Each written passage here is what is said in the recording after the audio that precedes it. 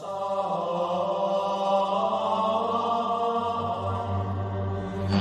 you will know my name is the Lord.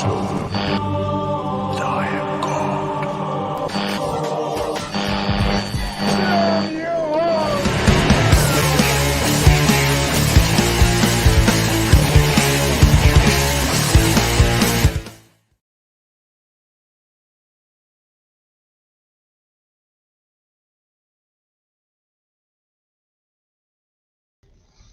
All righty, here we are again. Welcome one, welcome all to the one, the only Junk Shop Library channel, home of improv Bible study, where an atheist reads every word of the King James Bible and then rips it a new one from a modern humanist perspective. That sounds appealing to you? By all means, stick around. As the kids say, F around and find out. All right, quick disclaimer before we get underway. This show, a product of Mayhem and Foolishness Productions, not actually a company, is a product of yours truly and only yours truly, and nothing said or done here can be held against anybody else. Also, this show is decidedly, deliberately, and at times aggressively not family friendly, much like its source material. It's a bad book that leads to bad stuff. Don't do it. If you're children, I don't care how atheist or humanist you are, it's time for you to get the fuck out. Bases covered? Bases covered. Good. See the chat beginning to fill up. Welcome one and all.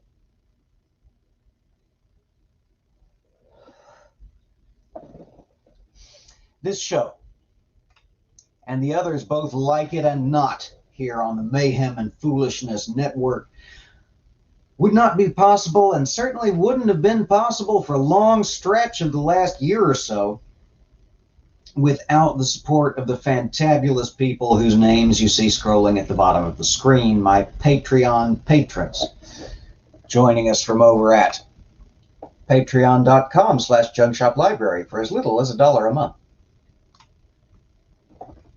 These folks have contributed both their financial support, their creative feedback, and their moral support as well to the various endeavors here on the channel, and I just flat fucking can't thank them enough.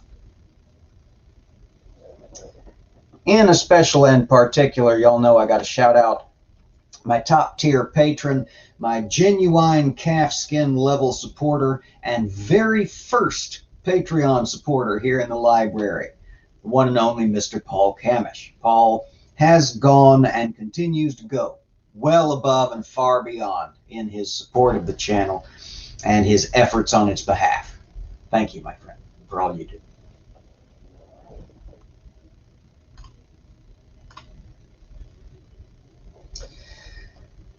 All right. Who the fuck is talking about VeggieTales in the chat? What was that just went by? Ah, String Theory is a new friend of the channel. Welcome. Good to see you as always.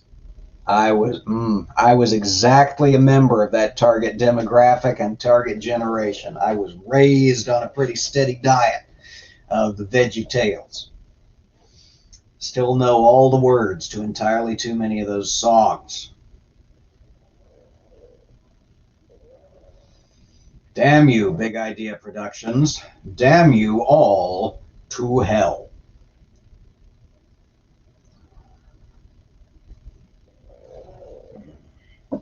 All right. We're in the book of Daniel. We've been doing this mess for 2.5 years, almost. We finally got out of Ezekiel, Now we're in Daniel. The children of Israel are in exile yet again,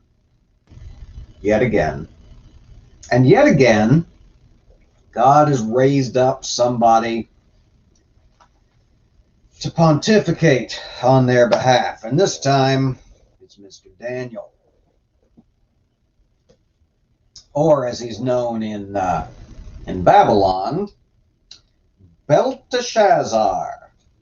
Because why would you want to call somebody, hey, Dan, when you could say, hey, Belteshazzar? All right, enough prologue and prolonging. We got to dive into this. We ain't never going to finish if we don't never get started. Chapter 4, the book of the prophet Daniel. Nebuchadnezzar the king, unto all people, nations, and languages that dwell in all the earth, peace be multiplied unto you. Well, at least here's something new. We're now in an epistolary format. I thought it good to shew the signs and wonders that the high God hath wrought toward me. How great are his signs, and how mighty are his wonders. His kingdom is an everlasting kingdom, and his dominion is from generation to generation. I, Nebuchadnezzar, was at rest in mine house, and flourishing in my palace. I saw a dream which made me afraid, and the thoughts upon my bed and the visions of my head troubled me. Therefore made I a decree to bring in all the wise men of Babylon before me, that they might make known unto me the interpretation of the dream. Then came in the magicians, the astrologers, the Chaldeans, and the soothsayers, and I told the dream before them, but they did not make known unto me the interpretation thereof.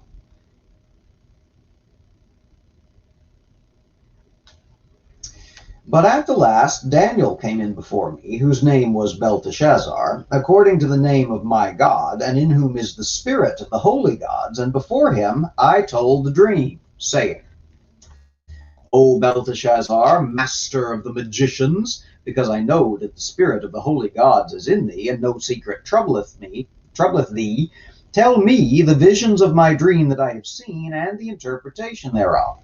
Thus were the visions of mine head in my bed. I saw, and behold, a tree in the midst of the earth, and the height thereof was great. The tree grew and was strong, and the height thereof reached unto heaven, and the sight thereof to the end of all the earth. The leaves thereof were fair, and the fruit thereof much, and in it was meat for all.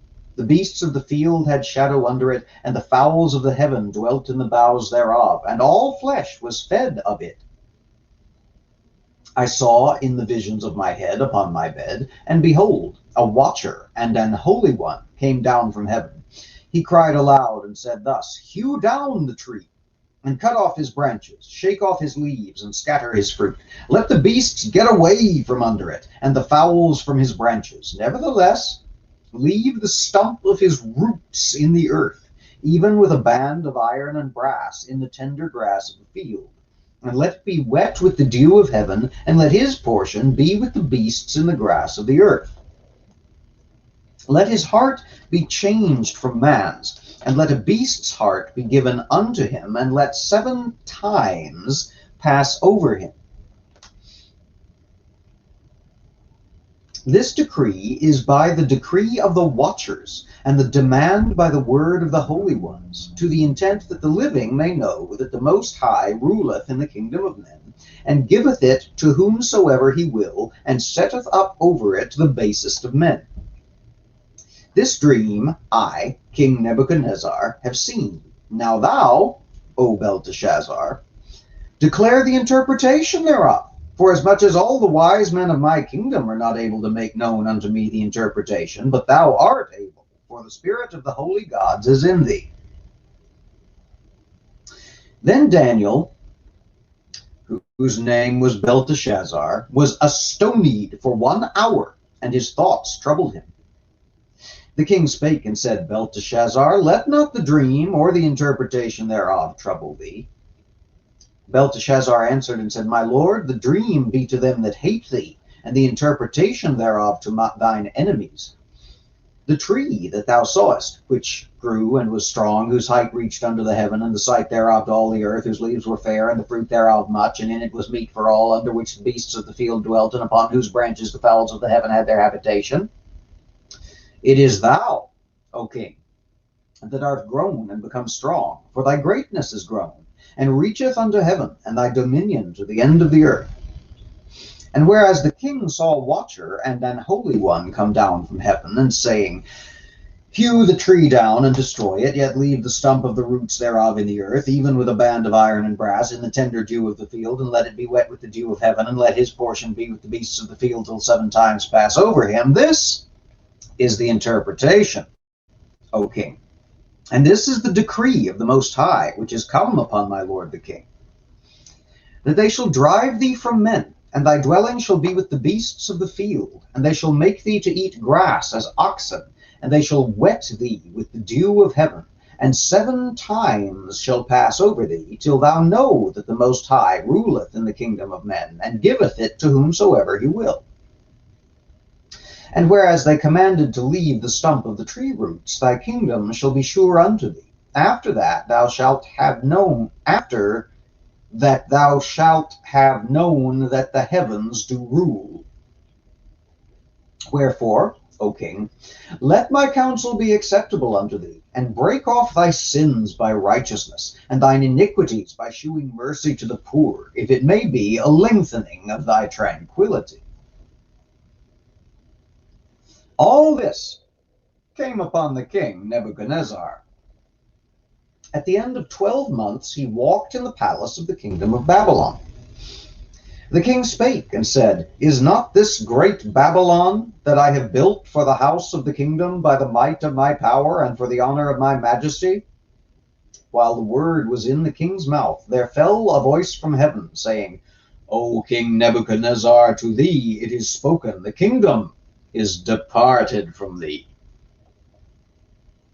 And they shall drive thee from men, and thy dwelling shall be with the beasts of the field. They shall make thee to eat grass as oxen, and 7 times shall pass over thee, until thou know that the Most High ruleth in the kingdom of men, and giveth it to whomsoever he will. The same hour was the thing fulfilled upon Nebuchadnezzar, and he was driven from men, and did eat grass as oxen, and his body was wet with the dew of heaven, till his hairs were grown like eagle's feathers, and his nails like birds' claws. And at the end of the days, I, Nebuchadnezzar, lifted up mine eyes unto heaven, and mine understanding returned unto me, and I blessed the Most High, and I praised and honored him that liveth forever, whose dominion is an everlasting dominion, and whose kingdom is from generation to generation. And all the inhabitants of the earth are reputed as nothing, and he doeth according to his will in the army of heaven, and among the inhabitants of the earth. And none can stay his hand, or say unto him, What doest thou? At the same time my reason returned unto me, and for the glory of my kingdom mine honor and brightness returned unto me, and my counselors and my lords sought unto me, and I was established in my kingdom, and excellent majesty was added unto me. Now I, Nebuchadnezzar, praise and extol and honor the King of heaven, all whose works are truth, and in his ways judgment, and those that walk in pride he is able to abase. And there we have chapter 4. Okay.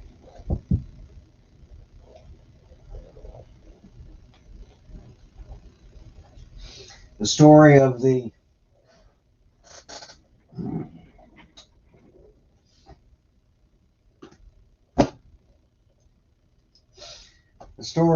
dream, the prophecy 2, the psychotic break and exile of, and triumphant return of Nebuchadnezzar, king of Babylon,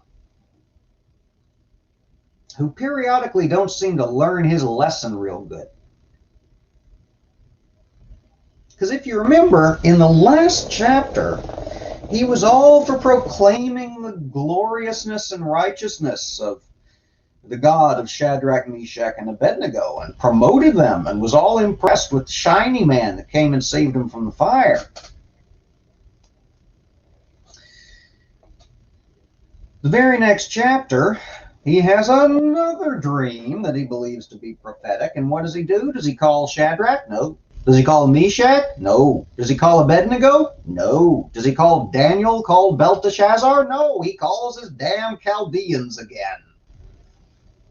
Says, I tell you what, I did y'all kind of dirty last time. I told y'all to interpret a dream that I wouldn't tell y'all. I wanted you to tell me what I had dreamed and also the meaning thereof. I'm going to do you one better this time. I'm going to tell you what the dream was, and you tell me what it meant.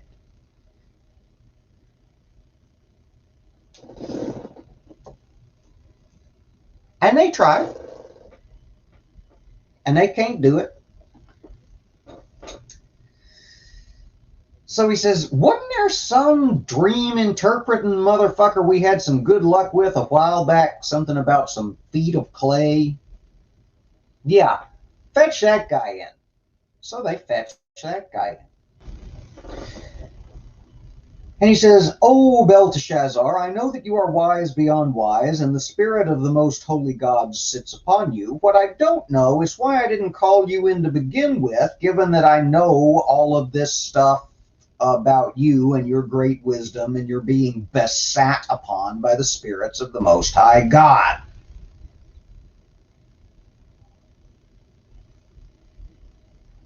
And so, I had another dream, and I want you to tell me what it meant. Daniel says, oh, fucking hell, this shit again.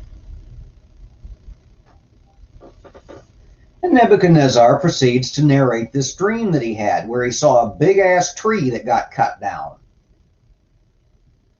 And Daniel, for an hour, is astonied, which, as far as we've been able to tell so far, is King James for gobsmacked.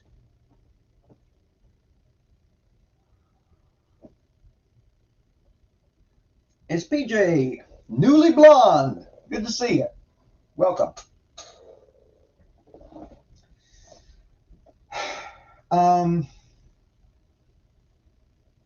So Daniel wanders off and stands all astonied.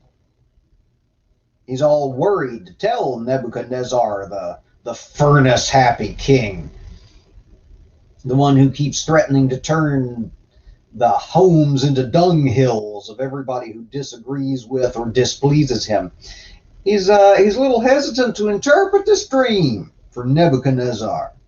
Nebuchadnezzar comes to him and says, don't sweat it. Just tell me what the fucking dream means. It's driving me crazy. And Daniel says, okay, well, here's the thing. You're going to go insane and live in a field for 7 times. However the fuck long that is. Until such time as the right time has come. 7 is like 40 in Old Testament. It just means a bit and exactly the right amount of time, no less, no more. So, Nebuchadnezzar says, well, that fucking sucks. And he forgets all about it for a year. It just skips out of his mind. He just zoop. He just forgets all the fuck about it. And then one day, a year later, he's wandering in his gardens and says, don't I have a pretty city? And a voice from heaven says, We forgot about you, but you had to walk in the open and say something. Behold, thou art now smote with a great smiting. Go eat grass. So he does. For 7 times. Whether it's years, or whether it's days, or whether it's hours. It can't hardly have been all that fucking long, because despite the fact that his fingernails and his hair get overgrown, all of his ministers and stuff are all remembering him and ready to surrender their temporary viceroy powers when he comes staggering back in all stinky and gassy from eating nothing but grass for times.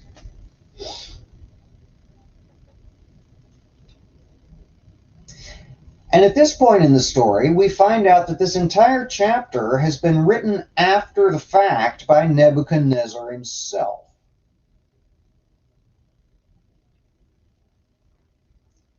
Purportedly. I mean, just based on the words on the page. We all know this did not happen. You cannot wander outside the city and survive at the edge of the Judean desert eating grass for 7 whatevers. Days, maybe. Years, no. And also, an event like that would have caused a catastrophic power vacuum that would have led to a civil war. Anyway.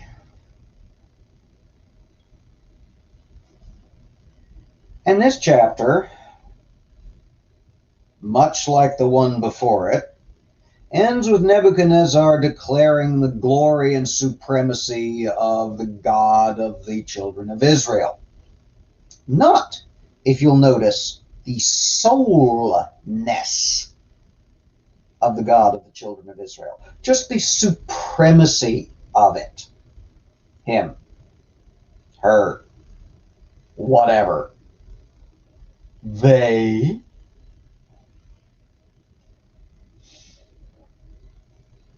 And then the chapter comes to a rather abrupt close, apparently because,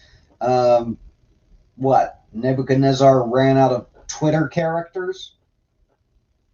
I don't fucking know.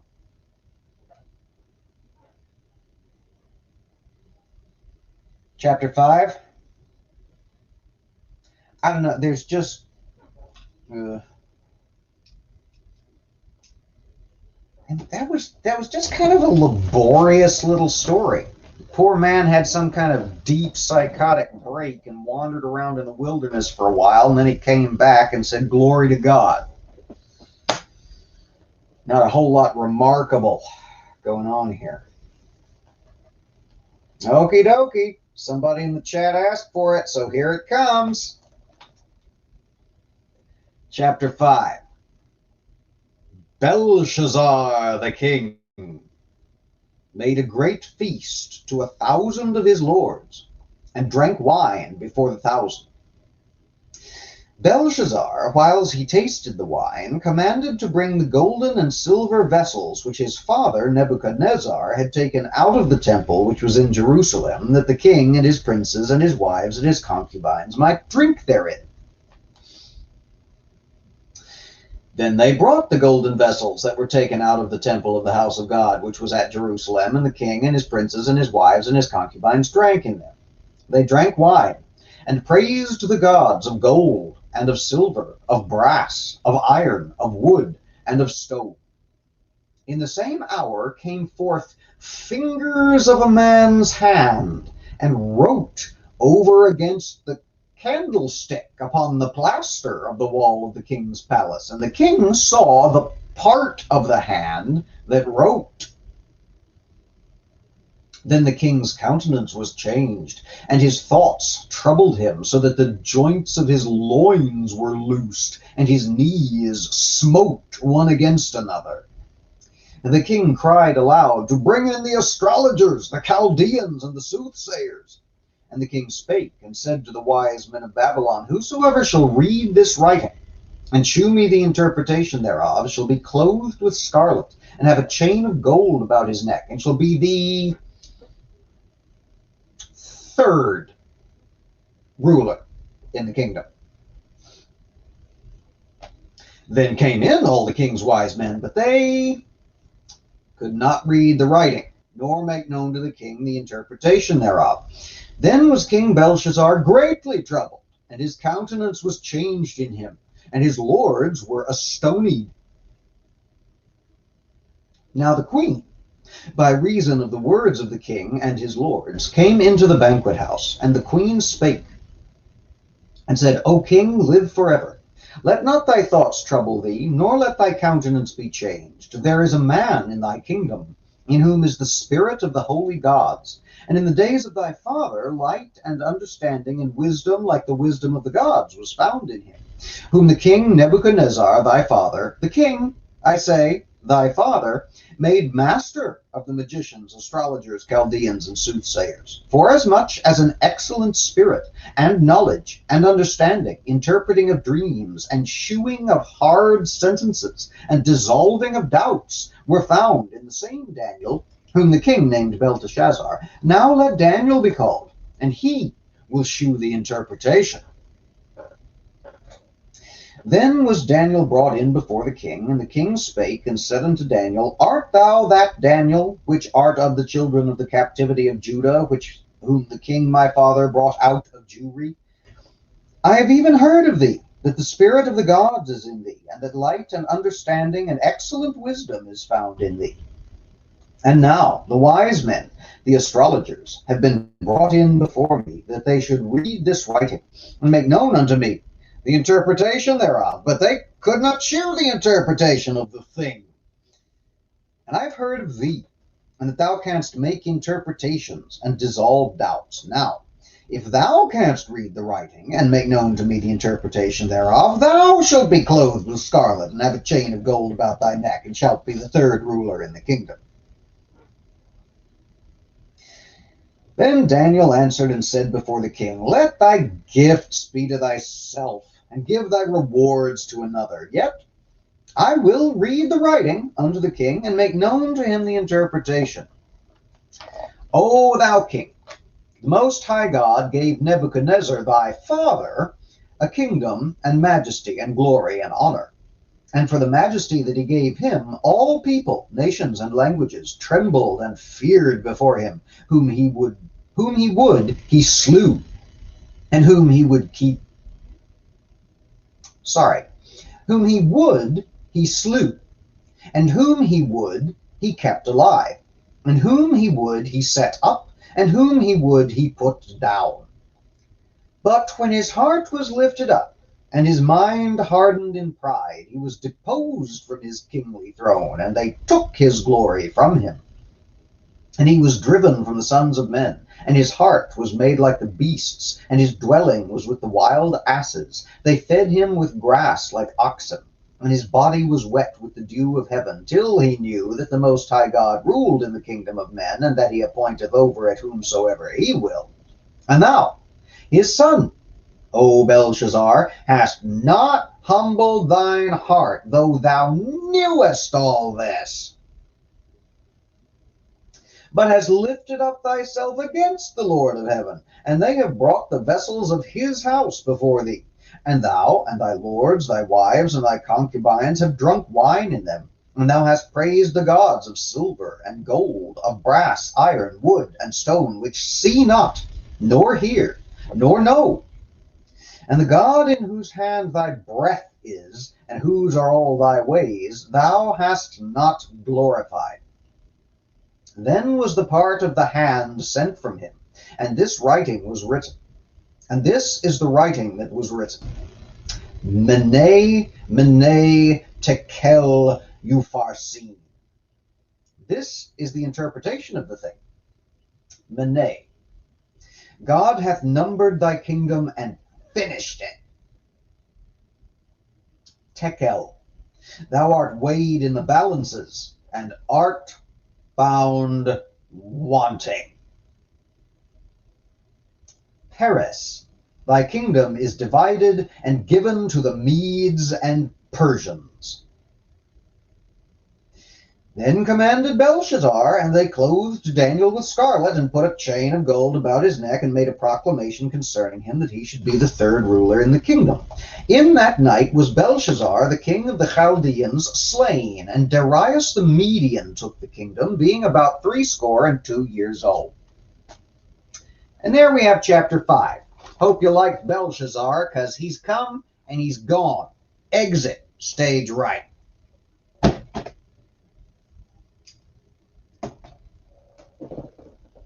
Okay. So apparently Nebuchadnezzar's dead. Hope you liked him. Him and his dream having all the time ass. Exit stage left, I guess.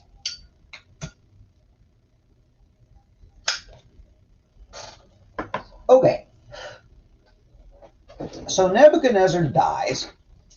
His son Belshazzar rises to power and commences to throw his ass a party.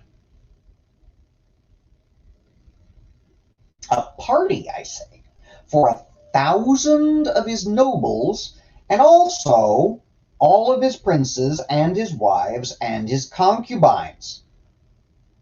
Greg, I don't think you're going to get very far with that drinking game. We hadn't hardly smoked nobody, unless you count making old Nebuchadnezzar crazy and Belshazzar dead. So I guess we can go 2, right? If we count crazy as being smoked.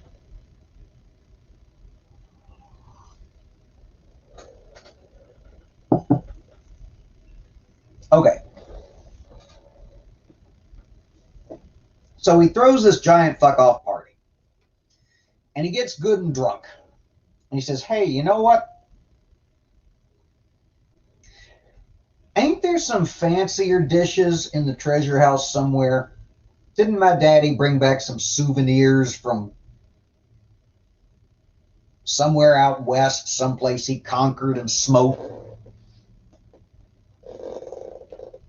I said, yeah, there's some fancy ass dishes that we got from pillaging some weird ass monotheistic temple in the middle of the burning ass desert. TM.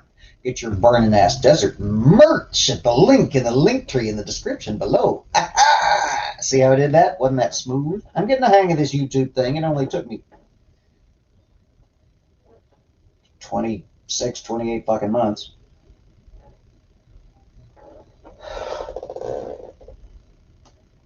Okay.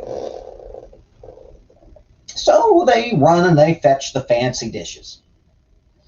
And Nebuchadnezzar proceeds to drink out of the fancy dishes. And apparently there's so many of them that all of his princes and nobles and wives and concubines can drink out of fancy dishes too. And while they're nice and hammered on the special wine out of the special dishes, Nebuchadnezzar sees floating fingers writing on the wall in some language he ain't make out.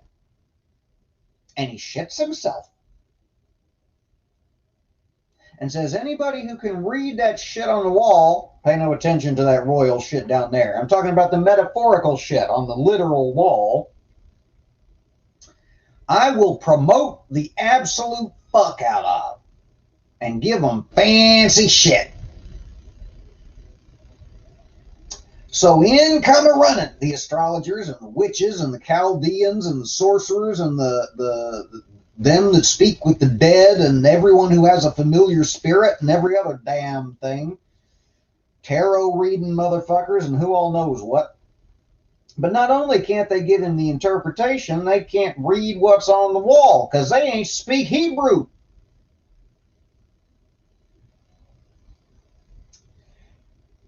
And the king is all stressed out and proceeds to throw a fit. Well, somewhere in the midst of all this ruckus and rumbling on, Belshazzar's wife,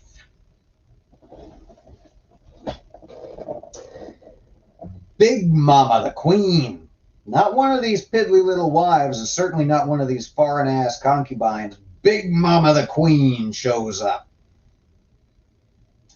Whether this is Belshazzar's wife or whether this is Nebuchadnezzar's widow, the Queen Dowager, it does not specifically say. Maybe it does if you read it in Hebrew or Aramaic or Greek or some shit. I don't read Hebrew or Aramaic or Greek or some shit.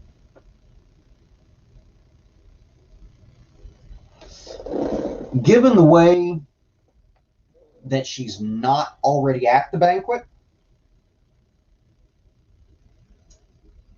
and the way that she just kind of busts into the banquet chamber and proceeds to lecture Belshazzar about the life of his father, I'm kind of more inclined to the idea that she's Nebuchadnezzar's widow. But who knows? So Big Mama, the unnamed queen, comes in and says, "What the fuck is all this ruckus? I'm trying to sleep.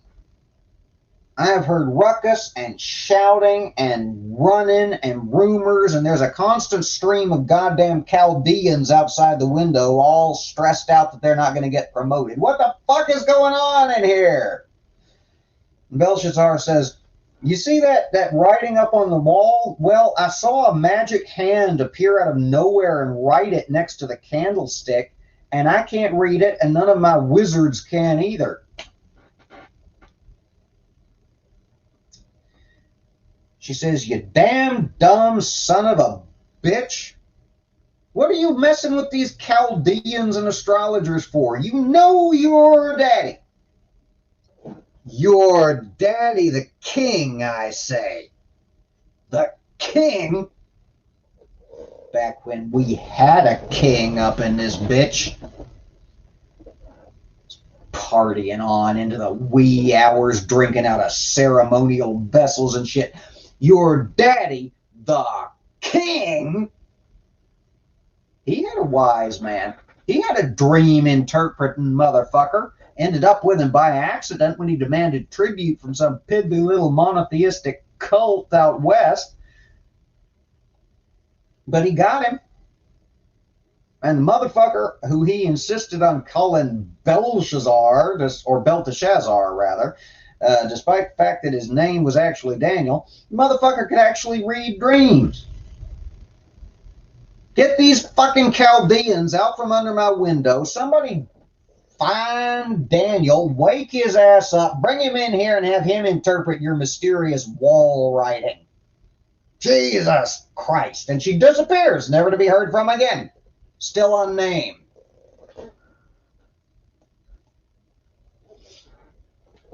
Kind of like Big Mama the Queen. I wish we had a sequel. Continuing adventures thereof.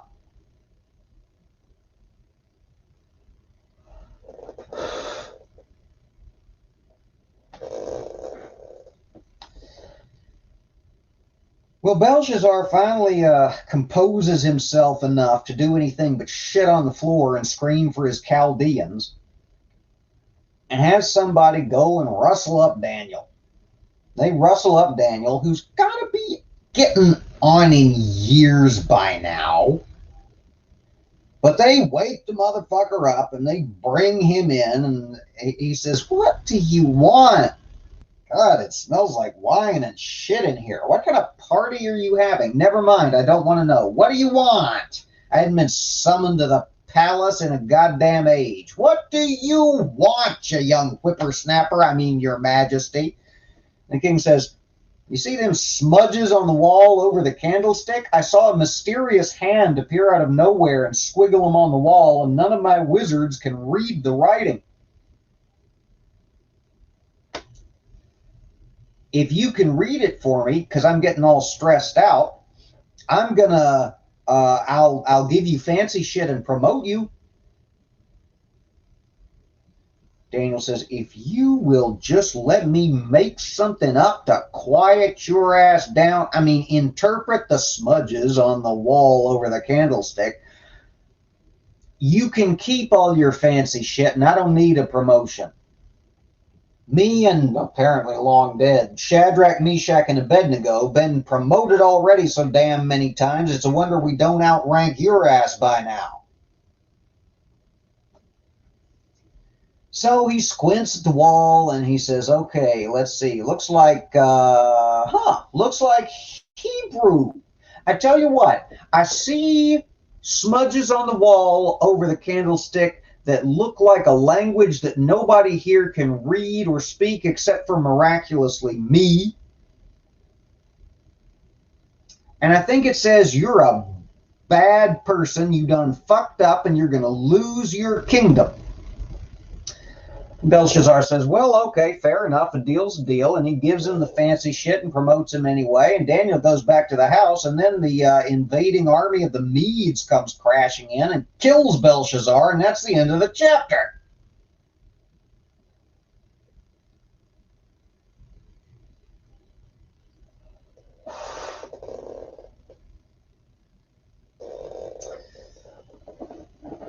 I'm sure there is no possible universe in which the end of Belshazzar's kingdom at the hands of the Medes could possibly have been foreseen by somebody living outside the palace who could not conceivably have noticed the massing of the invading army of the Medes right outside the wall, getting ready to sneak in and murder the king in the middle of the night.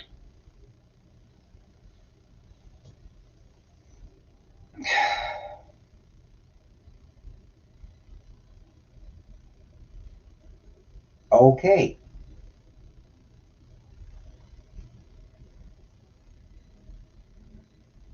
Well,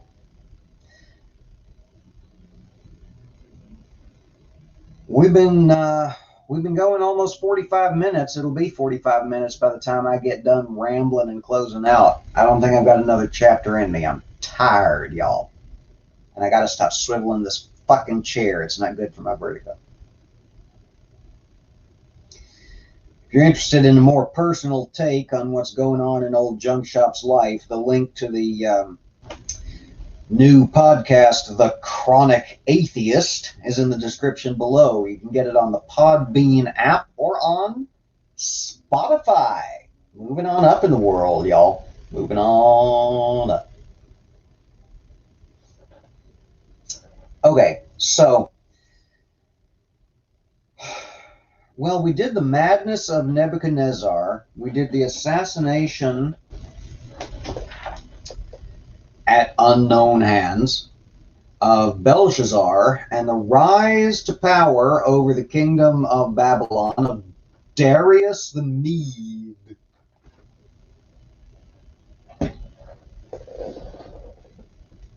At the age of 62, getting a little up there for a Bronze Age warlord, isn't he? How many 62-year-old warlord and empire-ruling kings you reckon there were running around in Bronze Age Palestine? Not bloody many, I dare hazard the guess.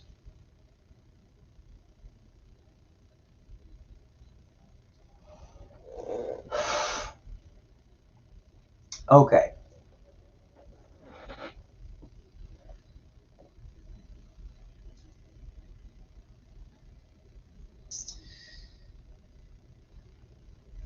There's a lot of the stories in your average children's book of Bible stories that seem to have come straight out of the book of Daniel, isn't there? We've got Daniel in the lion's den coming up a little down the road. We just did the writing on the wall. We had the fiery furnace last week.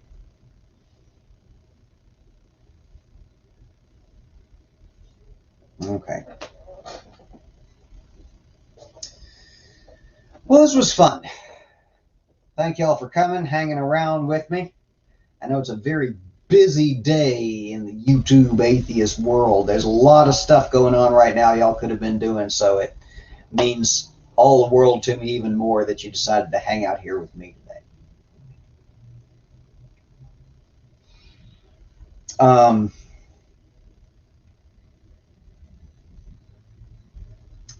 I think that's all I got. Links in the description below. Lisa's stream coming up here in not very long. Feel free to drop that link in the chat, Lisa. I'm 90% sure I gave you Lincoln privileges a while back. I'm going to get this fucking light out of my eyes and relax for a while. Have another glass of wine. Y'all stay safe out there, okay? And as we always say before we roll out of here, when I remember, everybody take care. Be safe and stand against hate. We'll see you again soon.